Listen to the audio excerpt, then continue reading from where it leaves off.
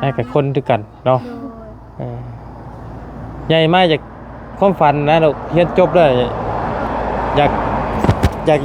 ากเป็นครูอยากเป็นหมออยากเป็นทหารหรืออยากเป็นตำรวจนะอยากเป็นครูเป็นบ่อยากเป็นครูบ่ลูกเอาครูสอนหนังสือนี่บ่ ครูสอนหนังสือว่า ฮะ ไปหาน้ำเลย น้ำได้สิ น้ำเจ้ากินเบิดเลย มา อ่า บ่ได้เบิดนะ เบิด บ่เบิดนะ หน่อยในยอนะ เอ้าก็จะดี สบายดีเด้อพี่น้อง กินก็จะดีเอื้อว่าเคยเห็นบ่ เนาะ โอ้ยหิวแล้ว เอาตัวแช่แข็งคักๆเด้อเขาว่า ให้มันบ่อยากเป็นครู โดย สอนหนังสืออยากเรียนสอนหนังสือนี่บ่มันมีหลายครูได้ครูเบิด นี่ ตัวเท่บ่โอ้อาบแล้วบ่มื้อนี้ ย่างล้างแต่ถ้วยหม้อ อันน่ะว่าขอโทษแล้วมื้อใดนี่นะ เมื่อวานนี้ แล้วแต่เมื่อวานนี่บ่ โดย เจ้ายังบ่ได้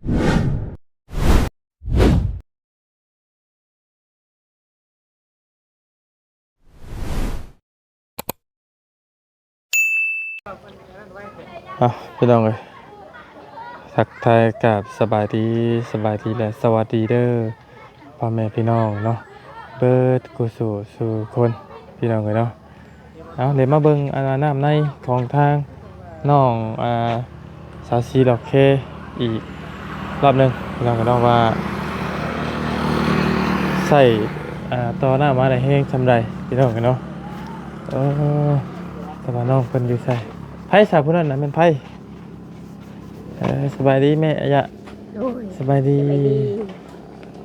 ไผพูดอะไรนะ ลาบ ลาน โดย สบายดีนั่งมานี่ต้องมานี่ คือได้มาพี่น้องบัดนี้มันจะเป็นไผบัดนี้ไผเป็นไผบัดนี้สบายดีไหมเด้อสบายดีคือมานี่น้องบัดนี้ มันลิ้น มาดิชื่อโอ้ให้เพื่อนเจ้าอยู่ใส่ วันสกี อยู่บ้านสกีพี่น่าสกีเนาะอีหลาซื้อยังก็ ซื้อรถ ซื้อน้องนุชจักปีเลย 15 15 ปีมารถยังรถคลิกนี่บ่ บอ ย่างมา ไปกับนายเช้านี่ มากับน้าสาวใส่ โอเค เราแค่ไปฮับบ่ การลูกแม่กับพูที่นู้นเลยชาวเราแค่นั้นพวกไปเห็ด อีหยังก็แม่เฮาบ่เข้าใจบ่ไหม มันไปเห็ดยามันนี่ลูกมันอย่างนี้ อ๋อแม่เจ้าที่มาอันเชียร์ใหญ่มันบ่ ดู โอ้ผู้ที่สบายดีเนาะผู้ที่ว่านั่นน่ะบ่อันลูกโอ้ย ลูกเอ้ยผู้กก บ่เป็น ลูกที่ว่าผู้มาอันเชียร์ใหญ่มันเลยเนาะมาเล่นขนมยังคาปากอยู่บ่กินขนมอยู่กลืนก้อนลูก ลื่นไปแก้ว 15 ปีซ้ำเจ้าเลยเนาะ ดู หลานกับน้าสาวแม่นบ่ ดู แม่นน่ะเนาะเพราะว่าคนทั้งพี่เพิ่นเอาผัวไว้เด้พี่น้องไม่ดูไว้พี่น้องเอาโจ้ก่อนเรื่องหลานเลยเนาะบ่มีหยังเด้อเราเบาถามไปชื่อเห็นเจ้าว่านั่งเรียนอยู่นี่นะเนาะเขาเฮียนอยู่บ่ดุ เข้า เขาเฮียนปอหยัง มอซอง โอ้หมดมอเด้อเนาะใหญ่มาอยากเป็นหยัง ชอบมาการพูดเวลาเจ้ากระจากทางกระตามจะเป็นเอา ตายคักปานใดมันยับมาเด้อใหญ่มาอยากเป็นหยัง ชอบมาการ บ่ฮู้ซ้ำบ่าเจ้าของอยากเป็นหยังบัดนี้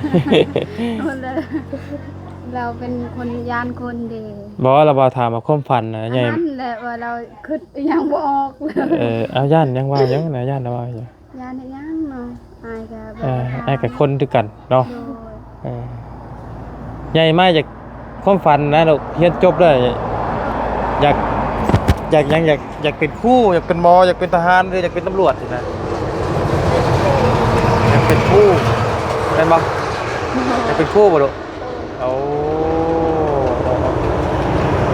ผู้สอนหนังสือนี่บ่ ครูสอนหนังสือว่า ฮะ เราไปให้น้ำนะ น้ำได้ซะ น้ำเจ้ากินเบิดเลย บ่า อ่า บ่ได้เบิดนะ เบิด บ่เบิดนะ หน่อยในยอเนาะ เอ้าใจดี สบายดีเด้อพี่น้อง กินก็ใจดีเอื้อว่าเขาเห็นบ่ เนาะกินก็ โอ้ยหิวแล้ว เอาตัวแช่แข็งคักๆเด้อเขาว่า ให้มันบ่อ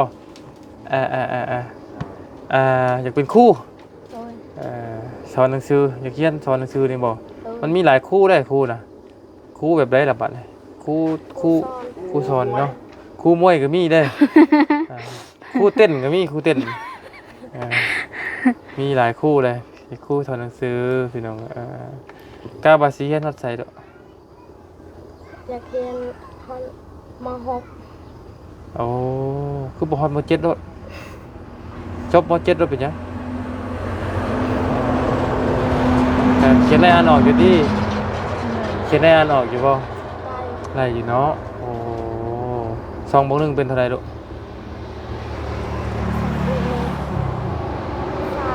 แค่นี้ ลองใจแล้วเลยพี่น้องย่านเลยพี่น้องเลยเนาะจะได้ให้ใช่แล้วเว้ย อาจารย์รักโอเคเจ้าเกินไปกินขนมรอดพี่น้องเลยครับเราไม่อย่างเราบ้ามาทำไทยทำข้าวภาษาเจ้าโอเคแล้วล่ะเด้อน้ำในทอดแช่มาเบิ่งน้ำก่อนน้ำ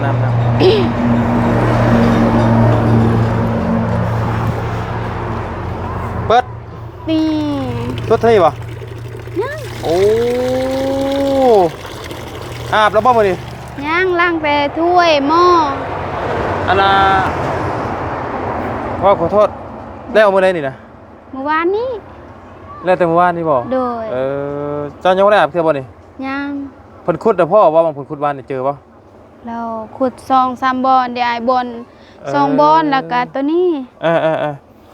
ตัว ใน นี้ ในราคาเท่าไหร่อันน้อง 5 ล้าน5 ล้าน2บ่ 5ล้าน2แสนบ่ โดย โอ้ก็นักเติบอยู่เนาะพี่น้องแต่ว่าก็ถือว่าคุ้มนะถือว่าสะดวกสบายบาดนี้บ่ได้ย้ายไปพุ่นแล้วบาด อาบกะยังอาบอยู่พุ่นตักนำกินกะอยู่พุ่น มันบ่เสียค่าไฟบ่ โดย มันบ่เสียค่าน้ำค่าไฟเด้พี่น้อง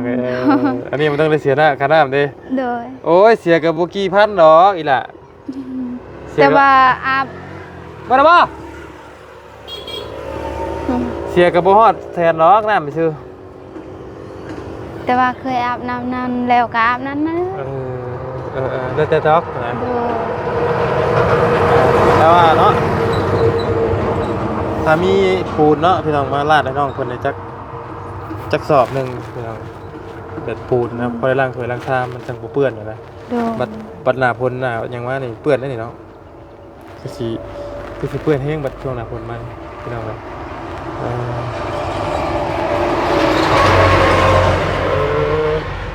ว่าอยากซื้อทอคันว่าสิปูบอนนั้น ฮะ คันว่าสิเทปูน เอาให้น้ำมันไหลลงพุ่นเลยบ่ นี่บอนนี่โดยว่าอยา เอา กเท คือให้เอาลงพุ่นคือมันร้อ เอา น ลงนี่บ่ ให้มันไหลลงนี่ก็ถือแล้วน้องเอ้ย บอนนี่บ่ นี่ลงไปที่เลยนี่ไอ้วะถูกต้องแล้วอยู่เพื่อนมันยังสิเปื้อนเจ้าได้ป่ะนี่ ยังเพิ่นบ่ การแล้วแต่แล้วแล้วแต่ความสะดวกสบายเจ้าล็อกเนาะ บ่เวลายันถ้าเฮาอาบปูบอนนี่ว่าเวลาเฮาอาบน้ำมันย่างเด้อันนี้เนี่ยว่ายันถึกอันนี้ โอ้คักเลยนี่พี่น้องไงพูดถึงเขามีเงินมีคันอนาคตอะไรพี่น้องไงเนาะ โดย น้ำประปาก็มีเลยเนาะสงกรานต์มานี่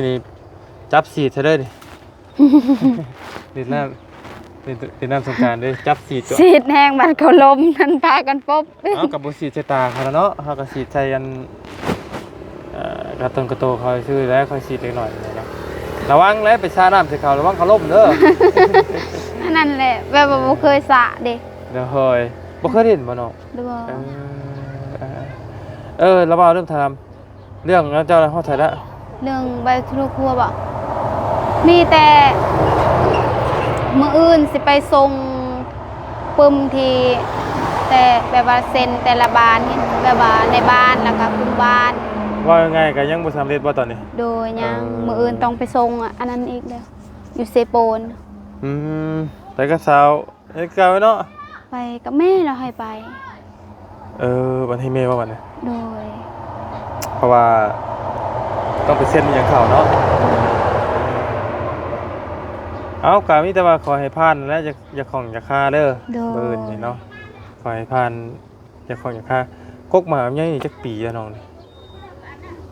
3 ปีปีนี้แล้ว 3 ปีบ่โอ้ใหญ่ว่าอีเนาะอ๋อ 3 ปี 4 ปีแล้วน้องก็บ่เจอกัน ใหญ่ว่าอีเนาะ โดย 3 ปี 4 ปีพ่อปลูกแล้วพี่น้องเอ้ย เอาเธอนึงแม่ตัดเด้ ตัดมายังล่ะ ตัดแบบว่ามันมีแต่อันเดียวอยากให้มันมีซองเด้ซองงาเลยตัด ถ้าตัดอันเดียวแล้วมันสิโป่งขึ้นมา2อันติ โดย เอาแล้วมาหาตัดกงม่วงก่อนจะค่อย เอาเนาะพี่น้องกันมีแต่ว่าปืนนี่ขอให้สิว่าจังไดขอให้ให้แล้วให้ทั่วเด้อ โด ขอย ให้มัน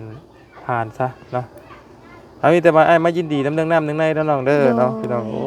ถือว่า ดีใจแฮง จับไอ้ในจักบาท แบบว่าปีใหม่เนาะ อือ ปีใหม่ได้ทั้งน้ำแล้วก็ได้ใบสนุกครัวเดี๋ยว บ่ได้มีสายบ่ ใส่แบบไหน สายน้ำนะบ่ฮดทักเลยถูกพักน้ำเด้อบัดนี้เด้อ แบบว่าพอน้ำบ่มีไม่ได้ซื้อมาเลยอ่ะ โอ้ล้างหน้าสบายเด้อพี่น้อง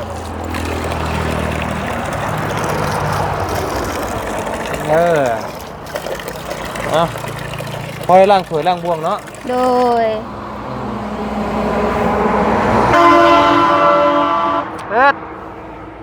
จักหน่อยนี่แม่นพูดได้เลยพี่น้องเอ้ยจักหน่อยนี่แม่นมันมา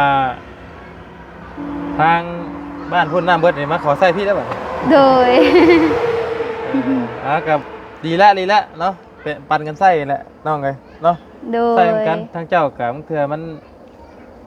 กลางค่ำกลางคืนแรงขี้ก็ไปเข้าห้องน้ำเพื่อนเรา โดย ก็ได้คือกันห้องน้ำข้างใน กาใส่แต่ว่าแต่แล้วห้องน้ำนั้นน้องก็เข้าตลอด เจ้าเข้าอยู่บ่ โดย เพราะว่า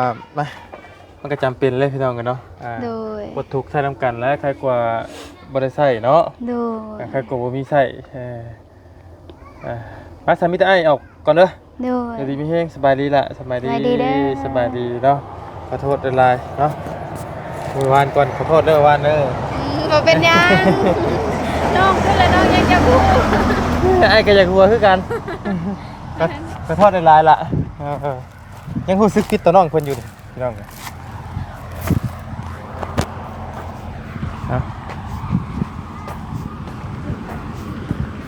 อาบน้ำอีกแล้วโธ่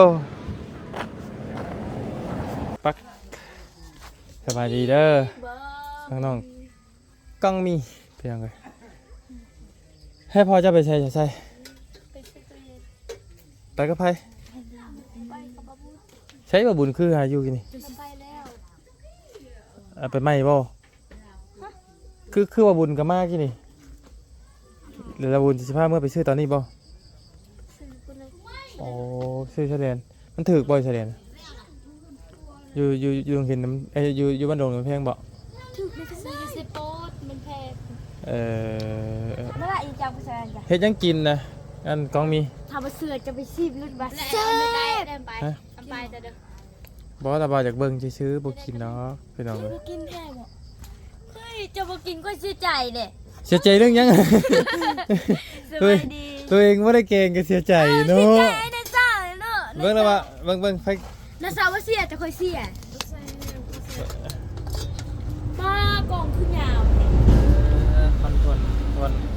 กินแล้วแหละเนาะพี่น้องเอ้ยไปได้กบมาใส่เขียดมาใส่ชื่อบ่บางคนบ่เป็นตากินกบกินเขียดแท้ฮะบางคนบ่เป็นตากินกบกินเขียดแท้ อุ้ยเรามากกบไผ่เลย ฮะ เป็นแบบไหน ท้องที่กินนั้นว่ากระปอมกระแปมไปแท้ กบมาที่เนี่ย กระปอมมาบ่กิน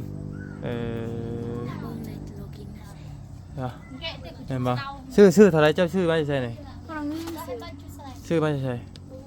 กบมันไหนโมโห เราซื้อมาได้เจ้าเฮ็ดสิบ่เอออันน่ะรถเพิ่นเมื่อล่ะบ่ ยัง เพิ่นไปใช่จ้ะ รถไฟ ทุน ยังไทยนะ ยังอยู่บ่เพิ่นนอนใช่จ้ะคือมาคำเลย นอนอยู่บ้าน เอ นอนอยู่ อ เรือนเราเนี่ย ข้าวน่ะได้จักซอบอันน่ะที่เพิ่นปลูกอยู่หั่นน่ะ ปีนี้ อยู่อันน่ะที่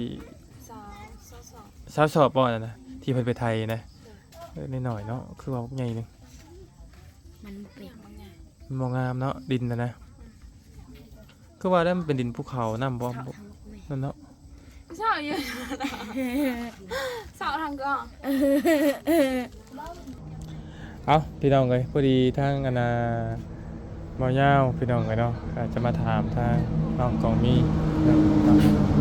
คือว่าปรับที่ปรับทางเนาะเตอฮ้อนอ้าวเนาะฮ้อนอ้าวดิกินอีกเลยสายบดเนาะจากกันเนาะ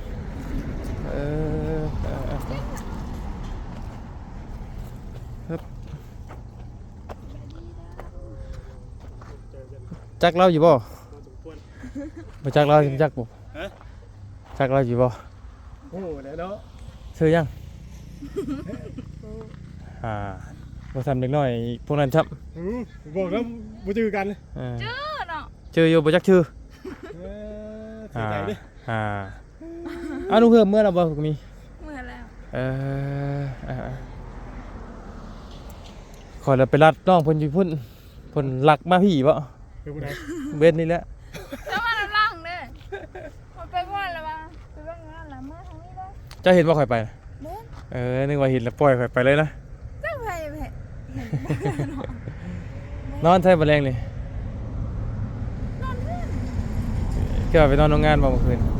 พอหนึ่งเดียงอยู่บ้าน พอเลี้ยงมากลับมาเป็นที่เรียบร้อยเนาะโอเคพี่น้องกันเนาะมีแต่ว่าผมยังลายหรอกทางน้องของมีก็ปรับที่ปรับทางเนาะทุกเทื่อทุกปีเนี่ยบ่ได้ปรับแม่นบ่ปีนี้จะปรับเนาะมารุดวังกันว่าเขาน้องเพิ่นจะหลายซำไรคือสิได้30สอบ40สอบเพิ่มจักมื้อนี้เนาะ เอ้าพี่น้องเอ้ยลุงหลวดก็ได้เลยอยู่บ้านนี่พี่น้องเอ้ยเพราะว่า สบายดี เพิ่นมาจากทางเพิ่นจะจักความเช็ดบ้านนี่พี่น้องเอ้ยเนาะ ที่ทินไปทินมันเด้พี่น้องเอ้ยเนาะเดี๋ยวไปก็บ่เป็นบ้าน ทางที่เหมือนที่ ที่ฮอดมื้ออื่นอยู่บ่นุจักว่าบ่เกินมื้อนี่ก็ว่าเมื่อจักพี่น้องเอ้ย อื่นจะว่าพ่ออยู่บ้านจักเด้ เออ เมื่อหาตีกองอีตุ้มอยู่บ้านได้ข่อย โอ้คักได้อยู่กำลังเนาะ เริ่มเลยได้ กำลังเริ่มบ่ เริ่มเฮ้มื้อนี้ เป็นได้ตู้เปิดได้อยู่บ่ตู้ตี ฮะ ตู้จัง ดูข่อยยังบ่ได้เช็ค โอ้จนสิฮอดมื้อก็ยังบ่เช็คอยู่ ยังบ่ได้เช็คยังบ่ได้ ว่าหนูกัดหนูกิดบ่ได้จ้ะอันมาเสียตู้มาเฮือนข่อยยังเก่าบ่ ฮะ ยังเก่าบ่ ไปเก่าอยู่ ยังก็ว่าเปลี่ยนแผนนับจักบ่ ยัง แต่ว่าเช็คมันก่อนนะ ก็เช็คเบิ่งก่อน เช็คมันก่อนเพราะว่า ถ้าว่ามันได้เลยสิเอารถน้องนิวมาเอานะ เพราะว่ามันแต่ดอกน้อยมันยังได้อยู่แต่ว่าดอกใหญ่มันยังเพราะว่าบ่ได้ใช้งานโดนเด้ เบดบ่ แม่เพราะว่าข่อยใช้แต่ดอกน้อยจะเปิดเด่นๆให้เพื่อนซื่อๆนะ จังว่าขาดแล้วจักติ เพราะว่าเด้อเพราะว่าเขาป้าไว้อย่างเถื่อมันอยากว่าเขาจะใช้งานมันอยากเป็นนะ มันอยากเข้าเคียงเมียงไปนะพี่น้องเอ้ยเนาะหารุ่นน้ำกันนั่นแหละว่าสิได้หรือบ่ได้พี่น้องเอ้ยเพราะว่าบ่ยังปีใหม่เพิ่นบอกว่าสิเอารถตู้เอาตู้เพิ่นมาออกมาเล่นปีใหม่อยู่เฮือนว่าซั่นพี่น้องเอ้ยเนาะกระพังเบิ่งพี่น้องเอ้ย คอยกันเท่ามือมันขอยันแต่อย่างเดียวยันแต่เพราะว่าบ้านเท่ากับมันต่อเด้มันต่อปุ่นลงไฟ2-3 มื้อเนาะ เฮ้ยบุญของไผก็ที่11นี่แหละ แล้วจะมันต่อเนี่ยบัดนี้มันต่อใส่สงกรานต์ยาว พุ่นแล้วพี่น้องเอ้ยยิงยาวนั่นแหละย่านหยังยังบ่ฟื้นสิบ่ มันก็สารพัดจะเป็นแล้วว่ายาวเมื่อยตากแดดตากลม ว่าเราสิเอาคักเอาแน่ดีบ่เฮ้ย ป้าโทษเลยแต่สิบ่จื้อข่อย ว่าเนาะ เอาไปท่าตัวดำแบบ เอากันดีได้ที่พอที่จริงจะต้องเช็คแหละก็ต้องเอามาก่อนเนาะขี่เข้ามาน่ะข่อยสิบ่ได้ขี่ยกเลิกกันนะมันบ่มีตู้แล้วก็ยานะ จอยเช็ดอะไรปูแคน บ่ได้ผูกบ่ได้ตากหยังแล้วเอาว่าผูกเอาเต้นมาจันกลางที่ชื่อนี่แหละเนาะ เดี๋ยวพาเช็คมันก่อนเช็คเบิ่ง รายละเอียดมันเรียบอีกมันเรียบร้อยก่อนเพราะว่ามันเขาเอาเพราะว่าเอาไปแล้วเว้ยเอามาเปิดแล้วมันไม่ได้มีเสียเวลานะ นั่น เพราะ น่ะ ว่า เขาต้องเซ็ตก่อน แต่ว่าดอกกลางมันช่วยแล้วเพราะว่ากระดกกลางเราก็ใช่อยู่แว่า ต้องลองอยู่แล้วเพราะว่าบ่ลองเลยเฮาสิเสียเวลาเฮาซื่อพี่น้องกันเนาะเพราะว่ามันต้องมีตู้อ่ะพี่น้องกันเนาะเพราะว่าเพื่อนว่ายังไงเพื่อนมันแปะทางอะไรพี่น้องเหมาะกับการดิน เพื่อนบ่ยากก็ทางแบบที่เนี่ยเนาะง่ายๆเนาะ แม่น ดินแบบนี้เลย มันแปะทาง เป็นง่ายเลยแต่ว่าอาชีพแดดเนี่ยบ่มีต้นไม้ขึ้นเพิ่น แม่นพาเชาก็ไปกบไปปลูกอยู่ปีนี้บ่ไหวแล้วพาเชาก็ไปปลูกเอาแบบท่าน ต้นม่วงก็เป็นยังไงจะได้กินบากมัน ซ่าลงเลย ซากอะยะปลาไว้ บ่ ไว้ในเฮือนข่อยแล้วมันจะเห็นบ่ เอ้าข่อยปลูกเจ้าบ่เห็นว่าคงม่วง ดินเจ้าว่าข่อยปลูกข้าวเดียวใน บ่วันนี้ข่อยฮู้แล้วสิเอาอันนั้นก็มาปลูกหลังบ้านนะปีเดียวจนทำก็บ่ทันนี่บ่ แต่ว่าข้าวเดียวมันก็ตาย อย่ามันเอาตั้งหน้าไปก่อนเด้ ไปช่างหมามันหล่น อย่ามันยังวะ มุดกับมุด นั่งกระซออยู่บ้านเลยพี่น้องเลยเนาะยิงแป่นอยู่พี่น้องเลยพอดีผู้ว่ารถไถมาเนาะจังหน่อยก็เลิกมาพี่น้องเลย โยกจังกัน เป็นลูกไผ่ชัยยะบ่ ลูกค่อยใช้ยานี่เงินบ่ขาดใส่เด้ ลูกเนาะ แต่ว่า เป็น ต้อง ลู รู้ ก เด้ พี่น้องแมน ใช้ยาเป็นรู้เลย โอ้น้องของมีก็บ่ได้เป็นหนึ่งบ่ได้เป็นสองน้องไผ่ลอกเรื่องลูกนี่พี่น้องเลยเนาะหนาจนแหละจนล้ำให้เราตากแดดตากในช่วงนี้แหละมันแดดนะน้องเพิ่นบ่ได้ค่อยเฮ็ดเนี่ยมันสู่แดดบ่ไหวเนาะของมีแดดมันแฮงเนาะเอาสัตว์พี่น้องก็อยู่ดีมีแฮงเนาะมีแต่ว่าเรื่องพวกเสาเฮือนเสาซ่านพวกอันนี้พวกไม้พวกตอกนี่แม่นคือสิแม่นรถบ่บุญกลับขึ้นมาอีกพุ่นนะเนาะคือสิแม่นวิทย์สงกรานต์พุ่นน่ะวะเนาะแล้วได้กินกันแม่นอ้อมกบติมื้อนี้ติ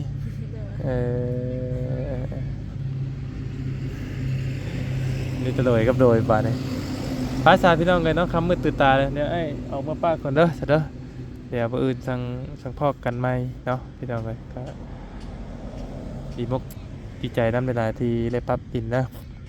เด้อสบายดีเด้อเฮ้ยสบายดีเด้อสบายดี